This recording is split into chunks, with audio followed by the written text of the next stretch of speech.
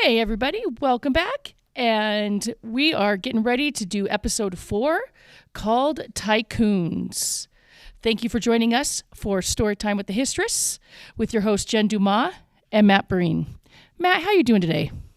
I'm doing pretty well, thanks. So what do we got on tap for today? Well, we've been talking about the gunpowder nations recently, and I thought, after covering the Ottomans, maybe we could do a little bit about this group called the Mughals. So can you start us off and just tell us basically who are these Mughals? Ooh, I like this topic. All right, so this starts where all the good stories start, with the Mongols. All right, so the Mughal people, they're these Persian people living in what would be modern-day Iran, and they're Islamic, and they are the descendants of Genghis Khan. Now, we can't think about these people as like Mongols. They are civilized, and by that I mean urbanized, and they adhere to Persian culture. So we see some of that cultural syncretism that we were seeing in Africa a little bit earlier. Now, these people are going to move over the former Khwarezmian Persian empires. They're going to take over the Chogadai Khanate, and they're going to eventually move into India, and that's where they're going to set up shop.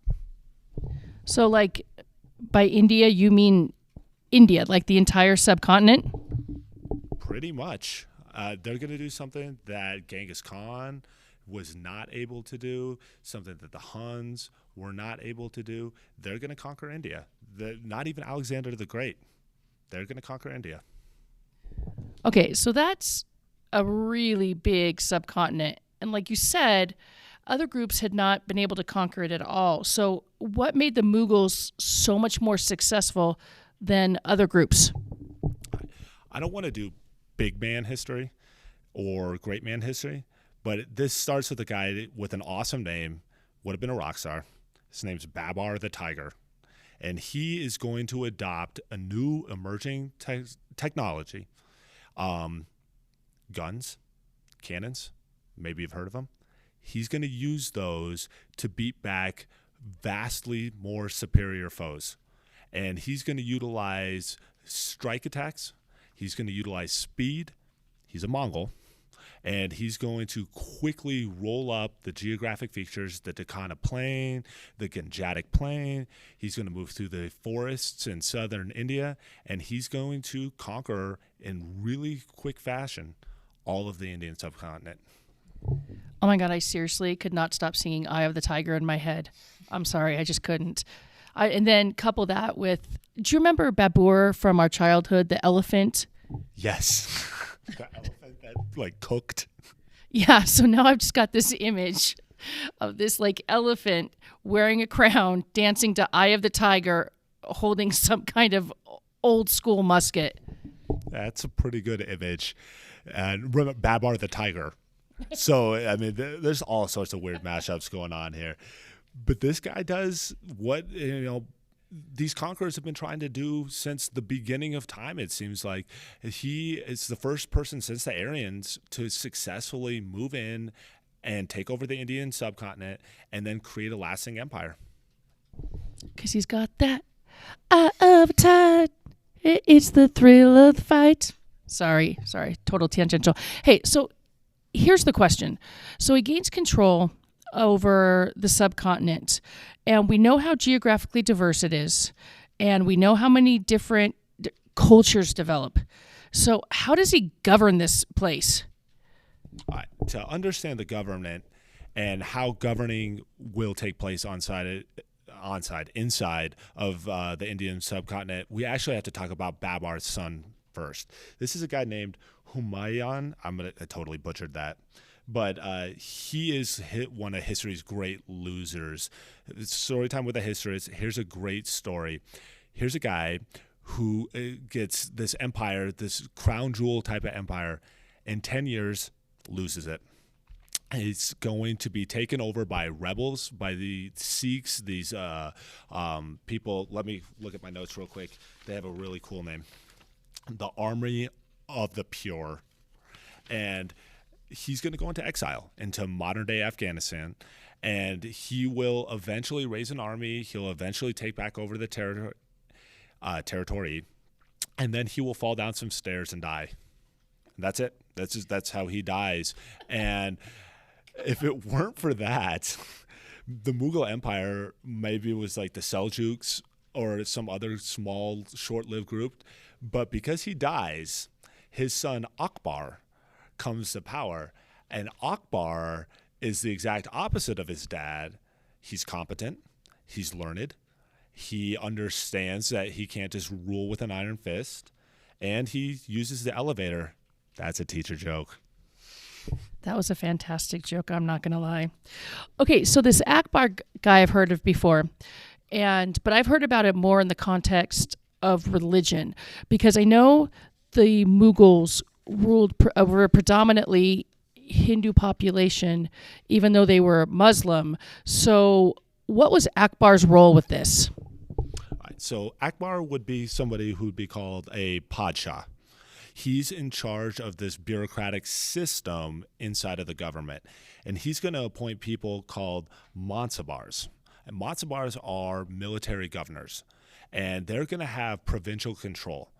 And what we're seeing here is autonomic government, very similar to the Abbasids, or also, very similar to what the Ottomans were doing.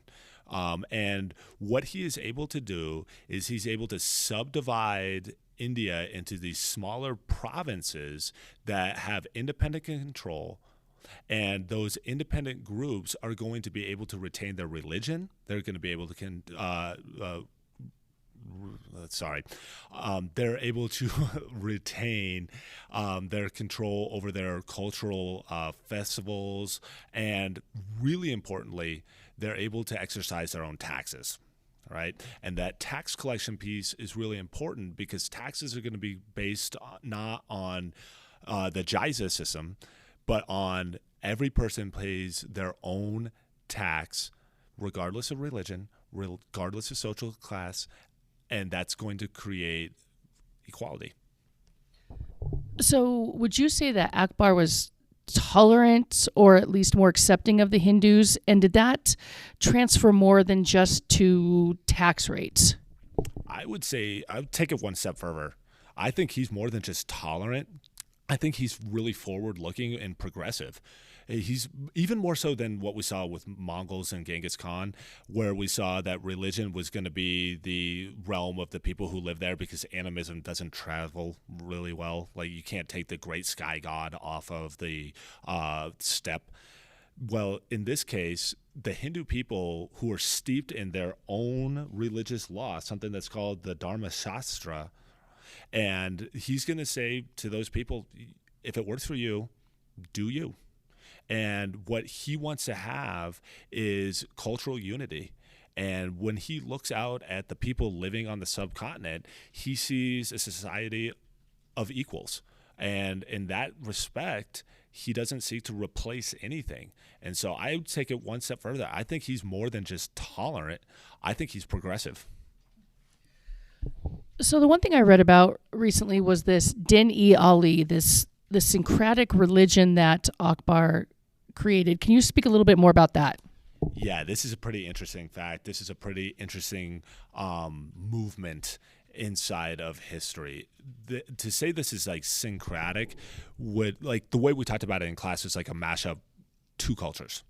This is like take all the religions, take all the governing philosophies, put them all together in a sack and shake it all up.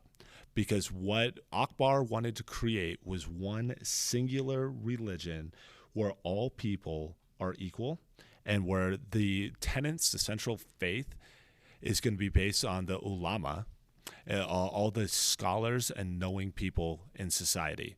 Now, when I talk about all the people, I'm talking about all the various diasporas that had cropped up in India because of the monsoon marketplace.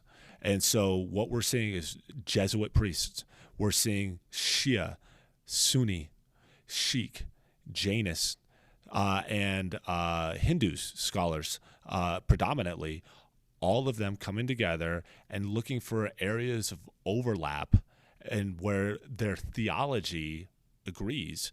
And then what Akbar says is, well, why don't we just have one religion that combines all of this theology, give it state sponsorship, and make it the religion of the land? Did it work? No. It's a great idea.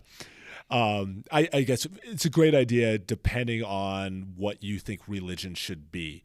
If you're looking at religion as a secular force, something to create cultural unity on the lines of like laws and policy, it was a great idea. If you're looking at religion as something that's sacred and the core of who you are, he should have known this would fail. I mean, this is a horrible idea. And I don't want to get too far into the weeds, but that's preposterous to think that people are going to take the core of their identity and just be like, nah, I'm cool. Let's just replace it with whatever you guys came up with in the lab. So, great idea. Looks good on paper, terrible with implementation. The Mughals weren't just known for religion and their like government policies. They were also known for trade. And I know that that's been a real big focus of us in this last few units. So can you talk a little bit about the Mughals and trade and their role in the the regional trading system that we've been talking about? Yeah, the Mughals were really focused on creating trade partners and strong relationships. And the way that they're going to do this is kind of dipping into the European Akbar, I shouldn't say they, Akbar is going to utilize his family as currency to create trade relationships. And so he's going to marry off his daughters, and he's going to take on wives, thousands. It's estimated that at his death, he had 5,000 wives. Oh my God, seriously, he is truly a descendant of Genghis Khan. Yeah. This is policy making by family relation. And, looking at what we got going on in the United States right now, whenever you start mixing family and policy and politics and all that sort of stuff, it's messy. But what ends up happening, which is good for the Mughals, is they become like a centralized trade empire. And they become a hub, smack dab in the middle of the Indian Ocean, attracting traders from Europe, from China, from Southeast Asia, from Eastern Africa, and they become tycoons. And that's where that word comes from. The Mughal, the word Mughal is Mongol in Persian, and then when English traders finally make it to India, they'll take Mughal and shorten it to Mughal, which would then be tycoon. Yeah, in English. That's where it comes from. That is super interesting. So the Mughals were really good, it seems, in a lot of different areas. They were able to conquer effectively under Babur. They were able to do at least some kind of religious tolerance with Akbar. They built a huge trading empire, and really they won't meet their match until like the 17th, 18th centuries with the British. So they did pretty well. Yeah, I mean, this is kind of a rags to riches type of story. Start at the bottom, make it to the top. We talked about with regard to the Ottomans, you wouldn't have picked the Ottomans to be the people to fill the power vacuum in the Middle East. Similarly, I think to look at the Mughals and think the Mughals will become the power brokers of India.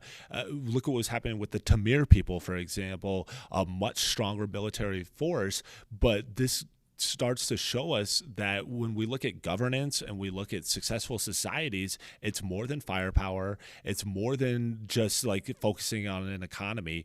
It's a balancing act. And the Mughals are on that high wire, and they're going to stay like perched there for, about 300 years.